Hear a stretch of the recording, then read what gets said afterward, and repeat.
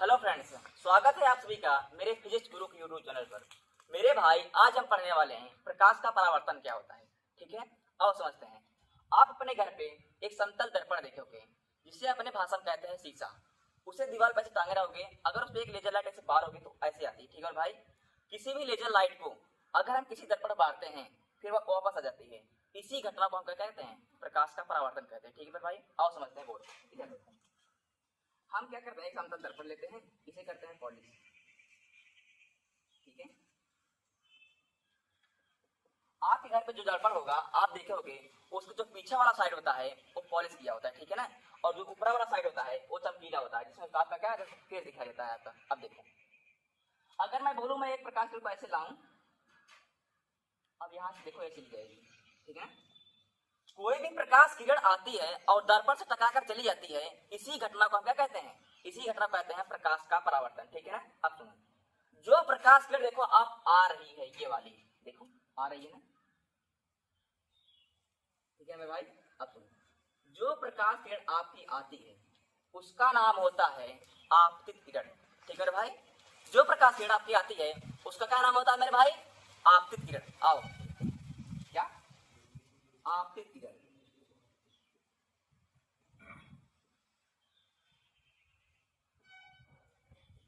ठीक है भाई, और जो जाती है टकरा के उसका नाम होता है परावर्तित किरण।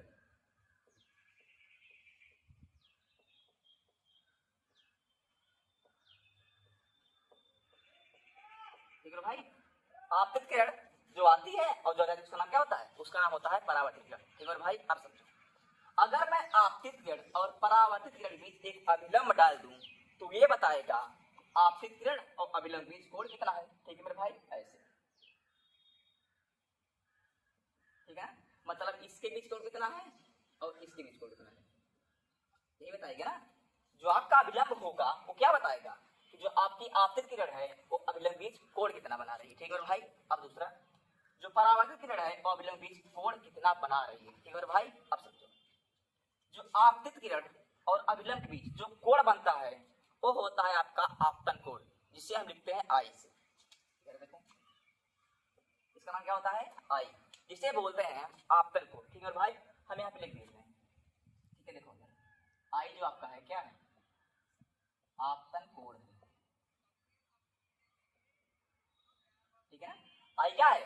आपका आपतन कोण। ठीक है भाई, अब सुनो, परावर्तित किरण और अभिलंब बीच जो कोण बनता है उसे बोलते हैं आर, और जो आपका आर होता है वो होता है परावर्तन कोण। ठीक है भाई, और ये लिख देते हैं, जो आपका आर है वो है परावर्तन कोण।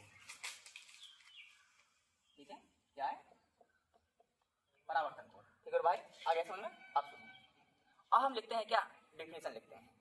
डिफिनेशन कैसे बनाएंगे? देखो, यहां से कोई भी प्रकाश किरण भेजोगे ऐसे टकराकर उसी माध्यम में वापस लौट जाएगी। अब सुनो, ये दर्पण के नीचे वाला अलग माध्यम है, ऊपर वाला अलग माध्यम है। आप देखो, जो हम किरण भेज रहे हैं वो टकराकर अपने माध्यम में जा रही है ना मेरे भाई। इसी घटना को कहते हैं प्रकाश का परावर्तन। मतलब जब किसी प्रकाश किरण को हम किसी क्या करते हैं, चिकने पालित तल पर टकराते हैं, टकराकर उसी माध्यम वापस लौट जाती है, इसी घटना को कहते हैं क्या? प्रकाश का परावर्तन कहते हैं। ठीक है भाई, इधर देखो, ये वाला पालिशदार तल है, ये वाला चिकना तल है। अगर कोई प्रकाश किरण चिकने पालिशदार तल पर टकराएगी तो टकराकर उसी माध्यम में जाएगी ना। इसी घटना को कहते हैं क्या? प्रकाश का परावर्तन। ठीक है भाई, और लिखते हैं इधर। अब लिखो, जब कोई प्रकाश किरण, क्या? जब कोई प्रकाश किरण, ठीक है भाई, यहां से आप कोई भी प्रकाश किरण भेजोगे उसका परावर्तन होगा ही होगा। मतलब हम ये नहीं कह रहे हैं आप सूर्य का प्रकाश किरण भेजो, आप टॉर्च का भेज सकते हो, लेजर लाइट का भेज सकते हो। इसलिए हम लिखे हैं क्या? जब कोई प्रकाश किरण। ठीक है भाई, जब कोई प्रकाश किरण किससे टकराती है? किसी चिकने व पालिशदार तल से। जब कोई प्रकाश किरण किसी चिकने व पालिशदार तल से, क्या मेरे भाई? पालिशदार तल से। देखो, पालिशदार केवल नीचे वाला है, चिकनाई वाला टकराती है, मतलब टकरा कर क्या करती है, पुनः उसी माध्यम में वापस लौट जाती है, पुनः उसी माध्यम में वापस लौट जाती है,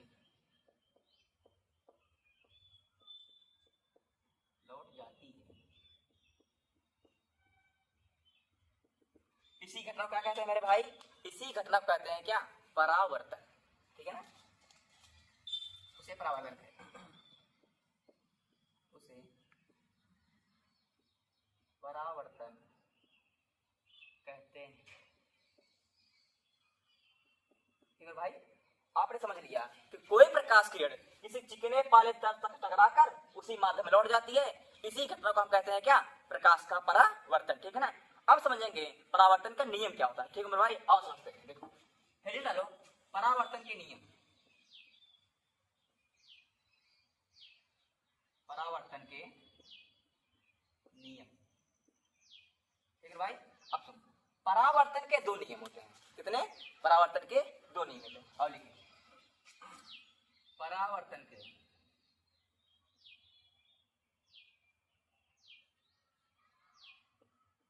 दो नियम होते हैं, नियम होते हैं। आप समझो पहला वाला नियम क्या है और दूसरा वाला नियम क्या है, समझो पहला वाला। ठीक है, हम क्या बोल रहे हैं, देखो आप सुनो, आपतित किरण, परावर्तित किरण और अभिलंब जहां एक जगह मिलते हैं उसे बोलते हैं क्या, आपतन बिंदु। क्या बोलते हैं सुमर भाई, उसे बोलते हैं आपतन बिंदु। ठीक है भाई, आप सुनो,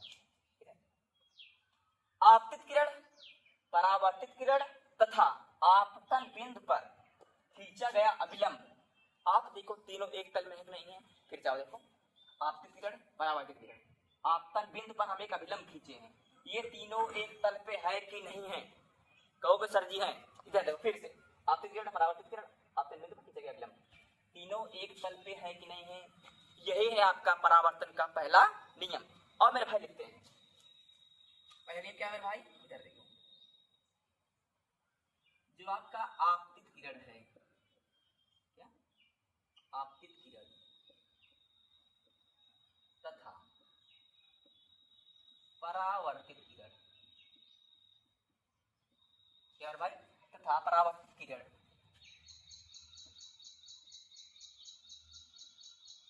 अब क्या, तथा आपतन बिंदु पर, तथा आपतन बिंदु पर, क्या, आपतन बिंदु पर खींचा गया विलंब,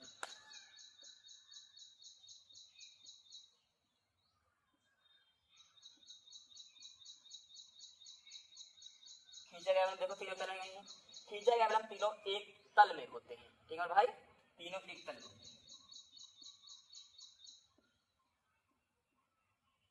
एक तल में होते हैं।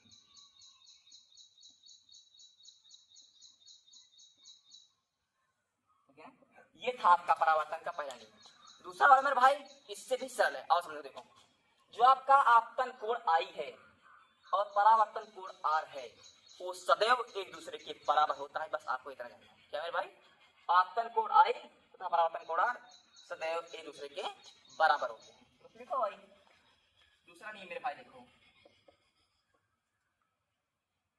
आपतन कोण क्या करता है, आपतन कोण सदैव, ठीक है भाई, आपतन कोण सदैव परावर्तन कोण के बराबर होता है,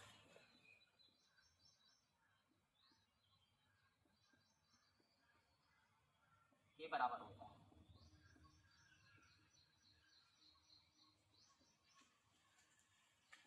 ठीक है भाई, मैं लिख सकता हूं आपतन कोण जो आई है आपका परावर्तन कोण आर के क्या है, बराबर है। ठीक है भाई, यह है परावर्तन का दूसरा नियम। आशा करता हूं आपको समझ आया होगा। धन्यवाद।